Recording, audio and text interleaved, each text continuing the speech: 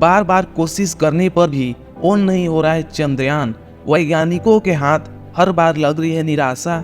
चंद्रयान 3 के ऑन होने को लेकर इसरो चीफ ने कर दी बड़ी बात। अब 6 अक्टूबर को होगा आखिरी इम्तिहान।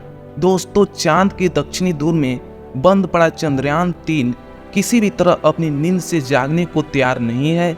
इसी बीच इसरो चीफ एस सोमनाथ ने मिशन को लेकर एक बड़ा अपडेट दिया है, जिसे सुनकर लोगों की उम्मीदें फिर से जिंदा हो गई है। तो इसरो चीफ ने इस मिशन को लेकर क्या कहा है? क्या अभी भी चंद्रयान 3 के ऑन होने को लेकर कोई उम्मीद बाकी है? और सबसे जरूरी बात, 6 अक्टूबर का दिन इस मिशन के लिए महत्वपूर्ण क्यों होने वाला है, ये सब आज की वीडियो में हम बताने वाले हैं, इसलिए इसे अंत तक जरूर देखिएगा।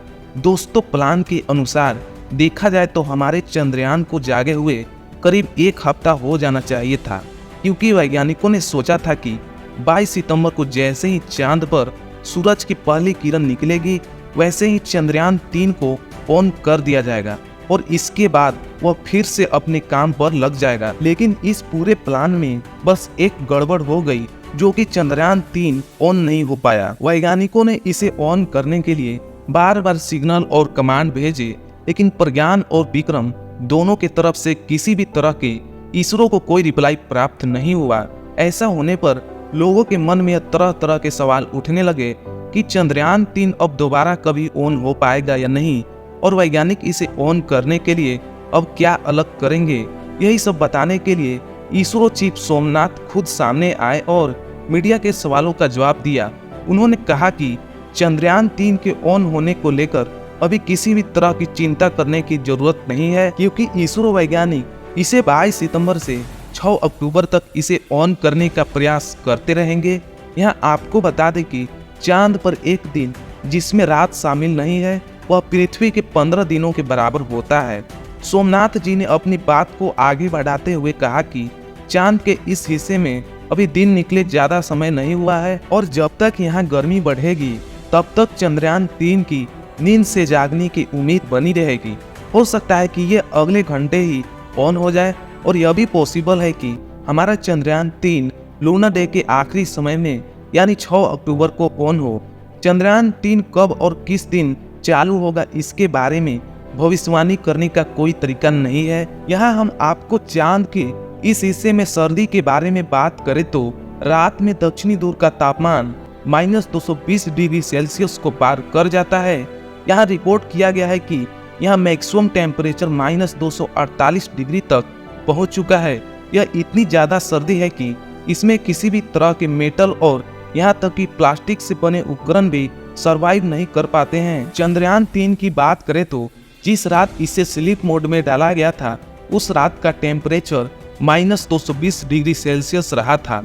ऐसे में हो सकता है कि प्रज्ञान और विक्रम के उपकरणों के अंदर कुछ सीरियल डैमेज हो गया हो, और ऐसा नहीं भी हुआ हो तो इतनी ज़्यादा सर्दी में चंद्रयान 3 के उपकरण बुरी तरह से जम गए होंगे, जिसके चलते उन्हें वापस गर्म होने में थोड़ा समय लग सकता है।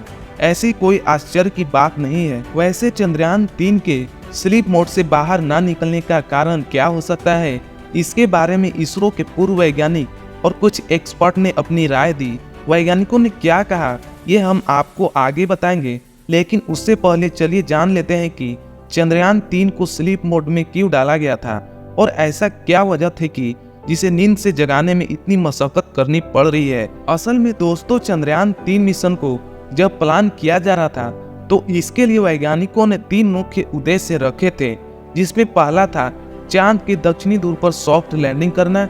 यह टास्क इसलिए इतना खास था क्योंकि पिछली बार इसरो चंद्रयान 2 मिशन के दौरान ऐसा करने में असफल रही थी, तो इस बार इसरो के साथ साथ भारत की साख भी इस मिशन में दांव पर लग गई थी। इसके अलावा चांद के दक्षिणी ध्रुव में सॉफ्ट लैंडिंग करना अपने आप में एक बड़ा कीर्तिमान माना जाता है, क्योंकि चंद्रयान 3 से पहले दुनिया का कोई भी मिशन यह कारनामा नहीं कर पाया था।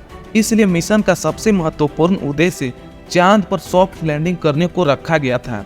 और जैसा कि आप जानते हैं कि लॉन्च होने के 40 दिन बाद यानी 23 अगस्त के दिन इसरो वैज्ञानिक ने अपने इस पहले उद्देश्य को सफलतापूर्वक पूरा कर लिया था, क्योंकि इस दिन हमारे चंद्रयान 3 ने चांद के दक्षिणी ध्रुव में सॉफ्ट लैंडिंग कर ली थी। इसके बाद मिशन का दूसरा उद्देश्य था प्रज्ञान रोवर को चांद की धरती पर उतारना, और अपने इस उद्देश्य को हमारे वैज्ञानिकों ने लैंडिंग करने के 4 घंटे बाद ही पूरा कर लिया था।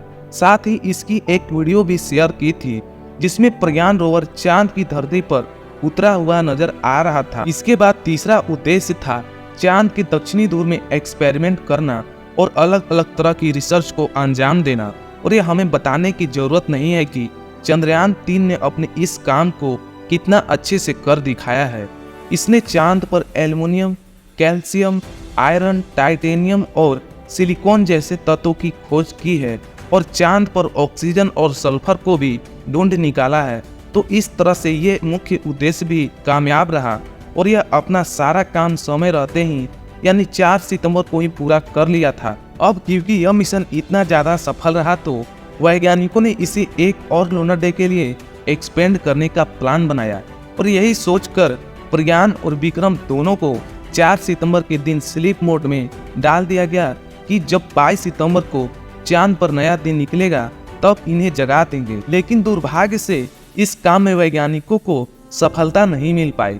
इसका सबसे बड़ा कारण यह था कि प्रज्ञान और विक्रम दोनों में से किसी को भी इस तरह से डिजाइन नहीं किया गया था कि वो चांद की एक रात यानी पृथ्वी के 14 रात झेल सके। वैज्ञानिकों ने इन्हें सिर्फ 14 दिनों तक काम करने के हिसाब से बनाया था और वह काम ऑलरेडी पूरा कर चुके हैं। ऐसे में अगर प्रज्ञान और विक्रम नींद से नहीं जागते हैं तो हमें बहुत ज्यादा हैरान होने की जरूरत नहीं है। वैसे इनके जागने को लेकर स्पेस एप्लीकेशन सेंटर यानी सब के डायरेक्टर नीलेश देसाई का कहना है कि प्रज्ञान और विक्रम अंदर से पूरी तरह से ठीक हैं और सर्दी ने इन्हें कोई सीरियल डैमेज नहीं पहुंचाई है तो यह ऑटोमेटिक खुद ही ऑन हो जाएंगे। उनका कहना है कि प्रज्ञान और विक्रम को इस तरह से बनाया गया है कि जब उन्हें सूर्य की प्राप्त रोशनी मिलेगी तब यह अपने आप ऑन हो जाएंगे। लेकिन मान लो अगर उन्हें अंदर से कोई बड़ा नुकसान हो गया हो तो फिर उनके ऑन होने का कोई चांस नहीं रहेगा। यानी नीलेश देसाई के अनुसार चंद्रयान 3 के वापस ऑन होने के चांसेस 50-50 हैं। इसके अलावा इसरो के पूर्व वैज्ञानिक मलेस्वामी अन्नादुरई इस मामले में अपनी बिल्कुल ही अलग ही राय रखते हैं। उनका मानना है कि लैंडर विक्रम की तुलना में रोवर प्रज्ञान के ऑन होने के चांसेस काफी ज्यादा हैं। ऐसा इसलिए क्योंकि प्रज्ञान का परीक्षण उन्होंने खुद किया है और उन्हें प्रज्ञान की कैपेसिटी का अच्छे से अंदाजा है। हालांकि मलेस्वामी सिर्फ अनुमान ही लगा रहे हैं और इस मामले में आत्मविश्वास के साथ कुछ भी कहना उनके लिए मुमकिन नहीं है। वैसे आपको क्या लगता है 6 अक्टूबर तक चांद की धरती पर हमारा चंद्रयान 3 ऑन हो पाएगा या नहीं? अपना जवाब कमेंट में बताकर यह क्लियर कीजिए कि चंद्रयान 3 जाग पाएगा या नहीं। और वीडियो को भी लाइक और शेयर कर दीजिए। साथ ही ऐसे ही इंफॉर्मेटिव वीडियो देखने के लिए हमारे चैनल को सब्सक्राइब भी कर दीजिए। धन्यवाद दोस्तों, जय हिंद।